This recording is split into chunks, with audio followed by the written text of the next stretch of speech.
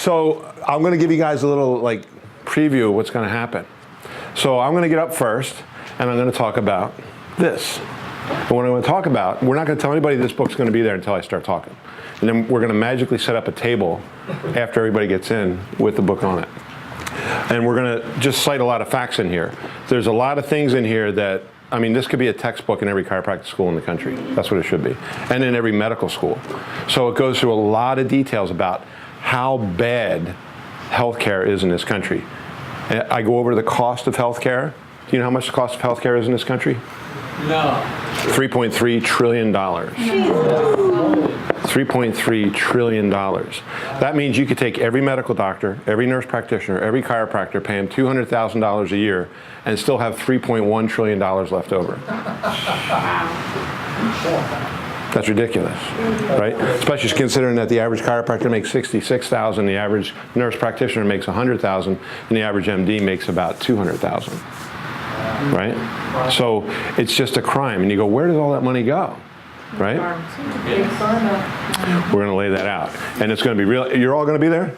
Yeah. Good. So I don't want to ruin the surprise, but I mean, I'm going to lay out who gets that money, and how the effect it has on our healthcare system, on how well our country is being cared for. Have you heard talk in Washington about a one-payer system? Yeah. Yeah, Medicare doing a one-payer system. Do you want to know why that is? Yeah. What is it? So it's where Medicare becomes the only insurance company. Yeah. And everybody has Medicare. You mean a monopoly? Yeah. Do you want to know why they did that? They're lining their ducks up. First, they had to get medical coverage or Medicare coverage for drugs. So in 2003, President Bush signed a bill into law that says Medicare now covers drugs. Up until that point, they didn't cover drugs. You had to have a secondary cover your drugs, right? So in 2003, they passed a bill. You know what was in that bill? Medicare cannot negotiate on price of drugs. They have to pay list price. And they cannot buy them from any other country, only directly from the pharmaceuticals, because they sell them cheaper in other countries. And what was going to happen is they were afraid that Canadians were going to turn around and sell their drugs to us cheaper than the drug company was going to sell them to. That's where the money's going. And why? Because there's at least $70 million of pharmaceutical stock owned by Congress people. But how do they hide that? They don't own it. They have their wife own it. See, the 70 million is that what we know they own. But their wife owns it, their kid owns it, and everything else. It's a scam from the word go. We cannot, Medicare is not allowed to negotiate prices with pharmaceutical companies. They have to pay list price. And we have the highest list price in the world. So that's where the money's going. And when I'm laying this out for people, I want this audience of doctors. There's going to be chiropractors there, there's going to be nurse practitioners there, there's going to be medical doctors there, there's going to be surgeons there, there's going to be physical therapists there, PAs. And I want them to realize, I'm a friggin' stooge, man. I'm a puppet to make money for these other guys. That money's not going to us. That money's going to them. And it is a big scam. It's a big monopoly, like Stephen said. That's what it is. It's a monopoly. And I want people to realize that. Most of them are already in line with that, but I want everybody in that audience thinking that. Why? Because you can't change it if you don't ruin them. If you don't realize they're already ruined. So we're going to change it. And we're going to shift the thought process in healthcare amongst the practitioners away from what we have now as a standard of care to a new standard of care. And we only have to change one word to do that. What's the word? Symptom. We have to change symptom to what? Function. That's right. You go to the doctor now, and they go, oh my gosh, Kelly, you have high blood pressure. Here's a drug that lowers your blood pressure. Oh my gosh, you have high cholesterol. Here's a drug that lowers your cholesterol. Oh my gosh, you have stomach pain. Here's a drug for stomach pain. Oh, you have this. You have too much acid. Here's a drug for acid. Oh, you can't breathe. Here's a drug to open up your lungs. Not, here's a drug to fix you. Here's a drug to get rid of your symptom. And the worst one I mentioned there is the cholesterol. Yeah. Because does cholesterol cause heart disease? No. Does heart disease cause cholesterol? Yes. That was the big scam on America. There's never been one study that says high cholesterol causes heart disease. They just say, when heart disease is present, cholesterol is high. What is cholesterol? Fat. It's a type of fat. Why do you raise your fat when you have heart? What is heart disease? Hardening of your arteries. Hardening of the arteries. Why do you raise the fat content when you have hardening of the arteries? In the artery. To soften the arteries. What's one of the side effects of taking a drug that lowers your cholesterol? Heart attack. Oh, What a scam. That was the #1 selling drug in the last 30 years.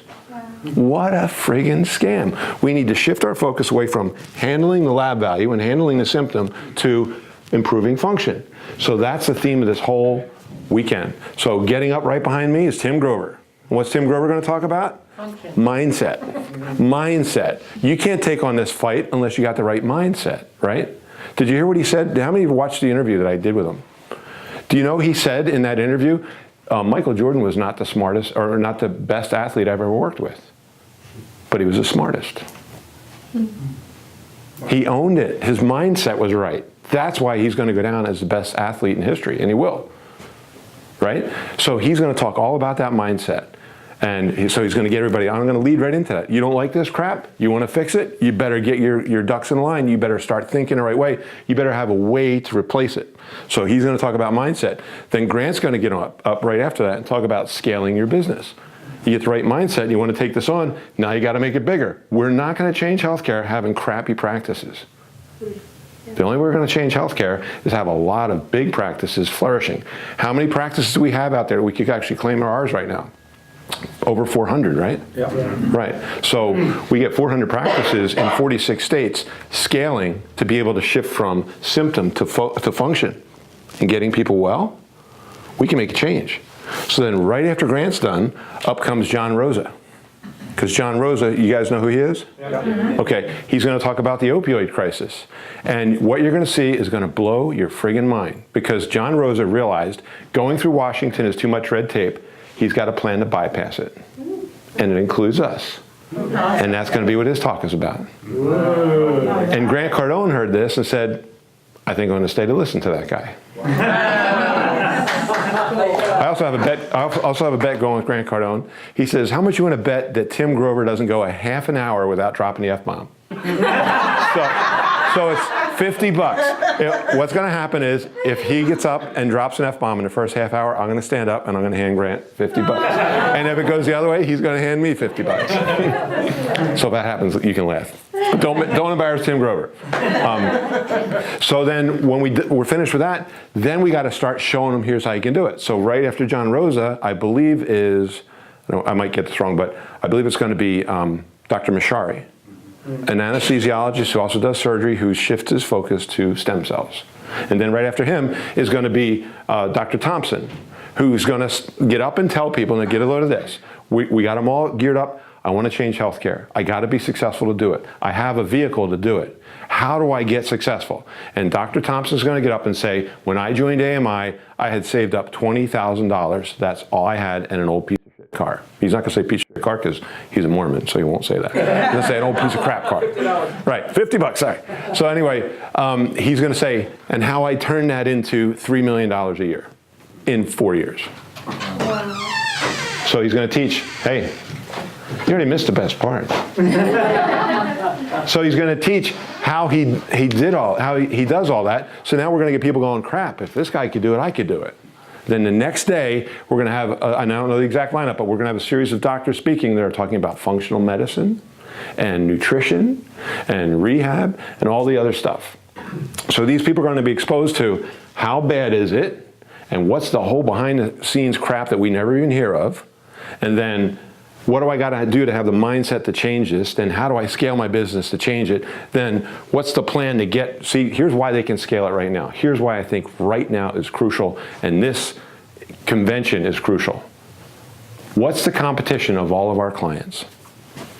Drug companies? The drug companies. And what's the drug that they're using to compete against us for physical medicine problems? Opioids. And what's the leading cause of death in the United States? Opioids. Our competition is the leading cause of death in the United States. If we can't knock them off their high horse right now, we should just pack up and go home. That's the message of this weekend. Our competition is the leading cause of death in the United States. Could you imagine if chiropractic was the leading cause of death in the United States? How far would chiropractic get, right? I'd be in jail right now.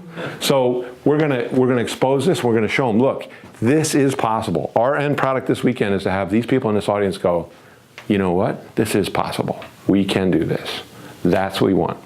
That way we can change healthcare. Okay? Yeah. You have any questions? Yes, sir. So all this is going to be videoed and available at some time? No. Video, that's a great idea. No. We actually have a video team we're importing to come in and do this professionally. Okay, so then it's going to be available at some near future date? Or? Oh, we're going to be dripping it how often? Every day, all day? Till the next 6 one. months? Okay, good. Yeah. But right now, it's not available to anybody after the convention because you have to get them sold and get them there. Right. Oh, we're not making this for our clients. That'd be internal. We're making this to promote. We're going to take little pieces of it to market with. You understand that, Doug? We're not going to give like the whole talks up on our website so somebody can. Yeah, so if somebody can't make it, you know what this is? I have a small one over here. Yeah, I got the smallest one right here. Any other questions? Okay, so what do you guys want me to talk about? Because you got me for like 20 minutes here. A lot of with the Reg team, they hear me talking to guys about different things. And what are the Regis? You tell me, what are these guys looking for? How do we get new guys? Because we have 62 guests coming to this. This is our biggest, not only is this our biggest convention and our biggest event ever, it's also our biggest sales event ever. Yeah. And we're going to close, how many? 15? No. So hold on a second. 62 is not 62 offices. Okay. that's 64 people. Okay. Some have 4 people come. So how many are we going to close? Jeremy? What's the bottom? 16 is the bottom. 16 is bottom because 16 is $1 million worth of income. Okay, good. Yeah. So anything less than 16, we're not happy with. Okay. My number is 20. Good. Okay. Is that possible? Yep. Do we have that many offices coming? Yep. Good. I have a question. Yes. When are we going to start marketing to people who aren't chiropractors, but just business people that want to, or doctors? Well, the business people are limited because a lot of states say a chiropractor can own, but they don't allow a business person to own. Find a chiropractor. I'm sorry? All they need to do is find a chiropractor. But then the chiropractor would own it. It's a little more complicated. So are we going to market to I them? have clients that are business people who did it. Yeah, so we can talk to those people. Let me explain your question this way. There's a difference between marketing to them and accepting them as a client. Okay? Marketing, for example, our marketing program for Apple is women aged 30 to 60. That's our market. That's who we spend money on to market to them. Why? Because they're the ones that. They're most likely to buy. Do we not accept our husbands as patients because they're men? Of course we do. We do. But we just don't spend money on them because they're stupid. Right? Tell them to go to the doctor. Exactly. Does that answer your question? Laughing and all So- the men are just looking. So we need to market the chiropractor. Any doctor, male or female, knows men are stupid when it comes to their health. What? It's okay. As long as I don't do this. It's a scratch. Yeah. It's just a flesh wound. No, I don't need to go to the doctor. You'll get better in a couple days. Right. Sounds logical to me. Pull the nail. You know, you look at that and you go, who live longer, men or women? Women. By how many years? 7. 10. I don't think it's that much. I It's 5 years. don't think it's that much. 7. But are we ever gonna market to other professions besides chiropractors? Like chiropractors are our main. Marketing and accepting as a client is two different things. So if we market to them, we thought about marketing to medical doctors. Why don't we want to market to medical doctors? Because they don't understand. They're not business people. How do they start their business? They go to hospital and say, will you start me in business? Right? So it makes it sticky. But do we accept them as a patient, as a client? Yeah. Who's the guy we just signed in Nashville? Who's the coach for that? Easy kill. Yeah, he's an orthopedic surgeon. Right? So he's putting this whole model in his orthopedic surgeon practice. The guy we just spoke to on the phone, it's him, a family practitioner, and an orthopedic surgeon. Right. They're all going to be partners. And they want to do stem cells because they realize it's better than surgery. You hear me pull that out of the guy on the phone? Oh, yeah. Yeah. So he's like, that's why he wants to work with me, because the surgeons are getting crap. They make more money doing stem cells than they do making surgery or doing surgery.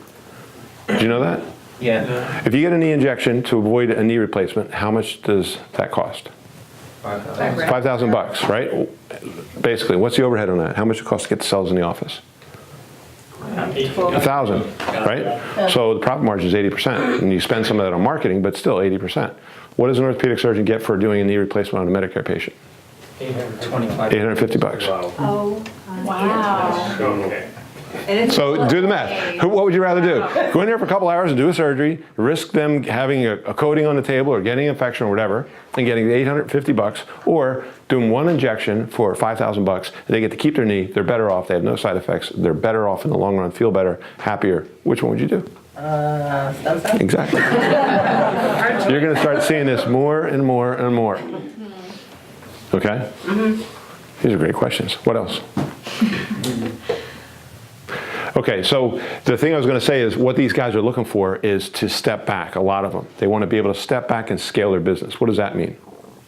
That means grow it big enough? Grow it to another level to where it's actually taking off by itself, right?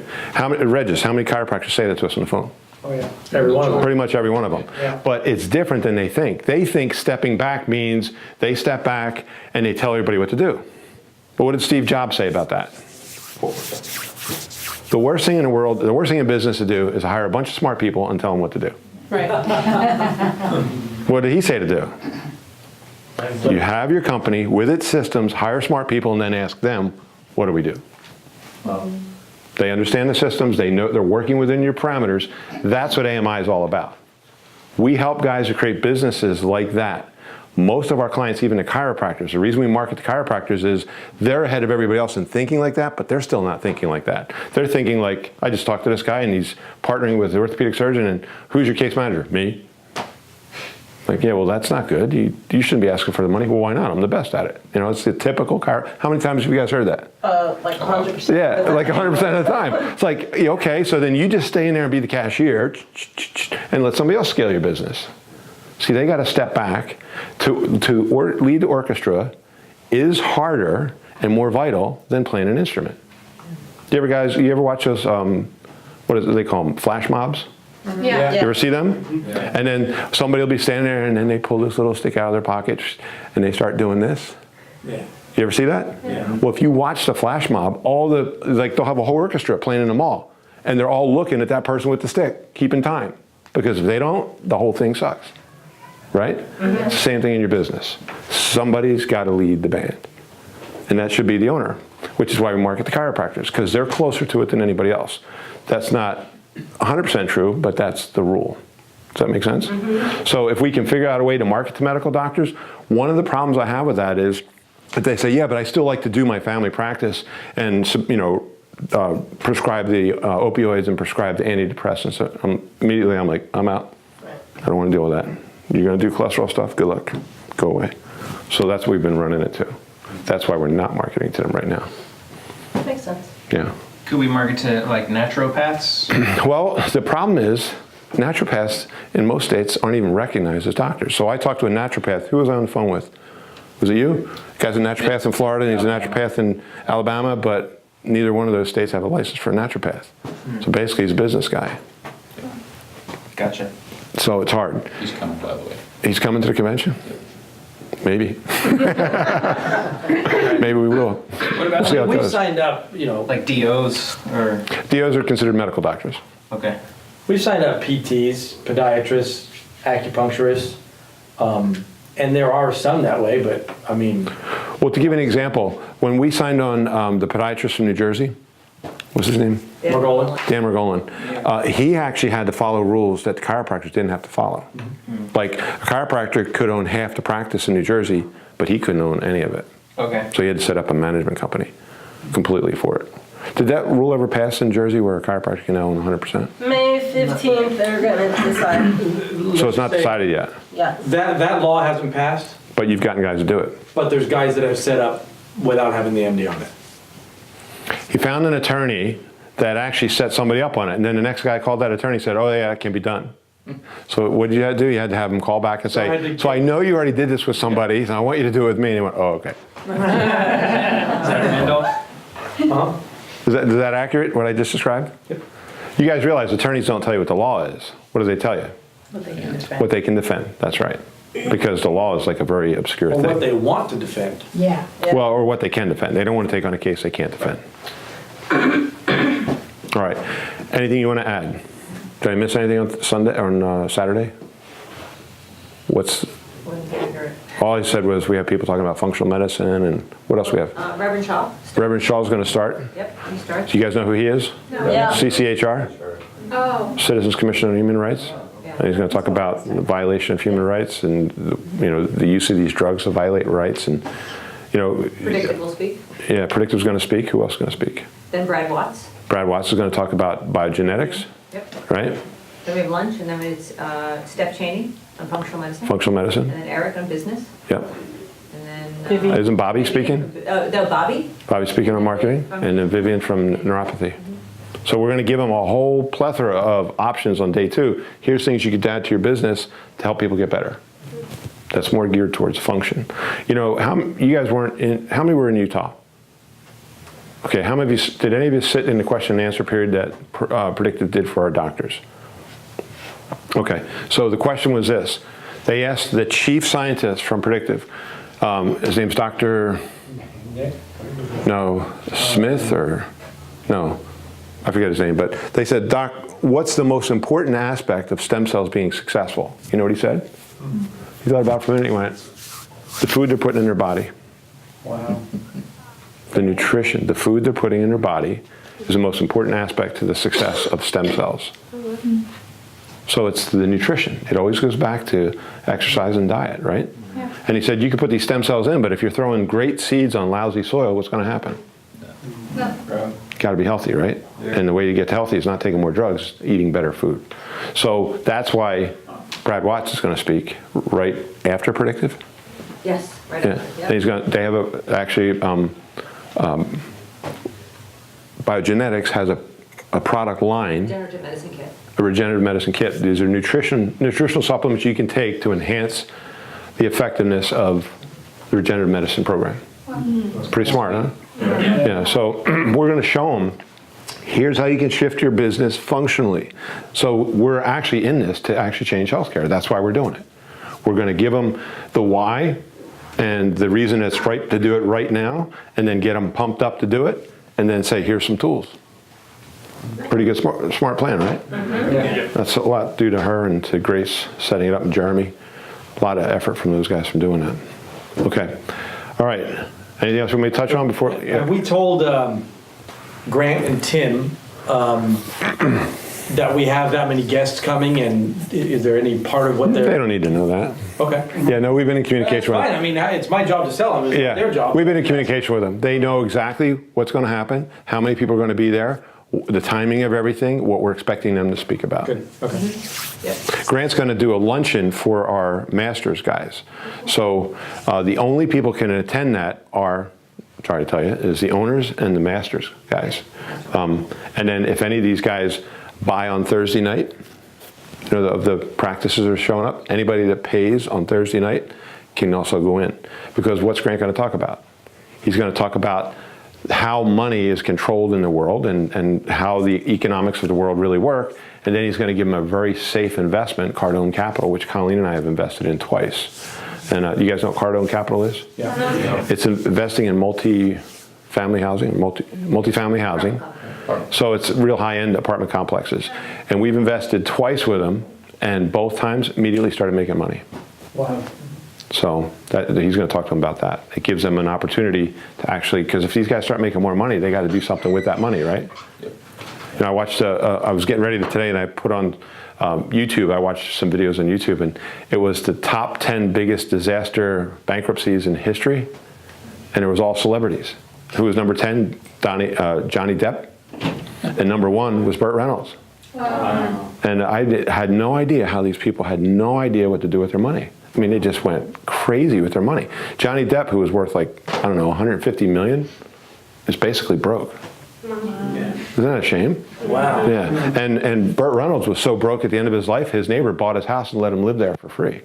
Isn't that wild? And these guys are worth millions, millions and millions of dollars. So anyway, we don't want our clients doing that. One of our clients did do that, and then we got him hooked up with Christopher Music's group, and all of a sudden he got his finances back in line. I don't want to tell you who it is, but he was blowing money left and right. And then when he got hooked up with Christopher Music, now he's putting his money in safe investments, because one of the things you got to do as you scale your business is you got to become secure and have things that support you financially. Right? And if you just start blowing money on everything, oh, I'm going to buy a new house, I'm going to get a new car, a new boat, a new airplane, new this, new that, and you don't do anything into making yourself secure, you're vulnerable. So we're going to teach them that too. Stephen. My question is about the biogenetics nutrition package for the stem cells. Will that help a person with their own stem cells if they are not getting stem cell treatment? That's a good question. I suggest you listen to Dr. Brad Watts, and you could ask that question. You can ask Eric Huntington. Eric, you know, that company is a great company because they've actually researched how your body absorbs nutrients, and they're made to increase absorption. For example, a lot of nutrition you take might be a great idea, but when you put it in your mouth and it goes in your stomach is basically a chemical cauldron, and it ruins everything. So they have a way to deliver certain nutrients to be absorbed in the mucosa of the mouth and get straight into the bloodstream, and it bypasses the gut. That's why some of their stuff you got to hold it in your mouth for 30 seconds, because you're absorbing it. So I mean, that's how advanced this company is. So I would say probably yes. Okay, thanks. Good. Anybody else? Okay, Jeremy, anything you want me to touch on? I think we're good. Okay, good. You guys ready for this weekend? Yeah. Okay, so is it going to be a whopping success? Oh, yeah. All right, good. So how do we want to end this meeting? Success. Success?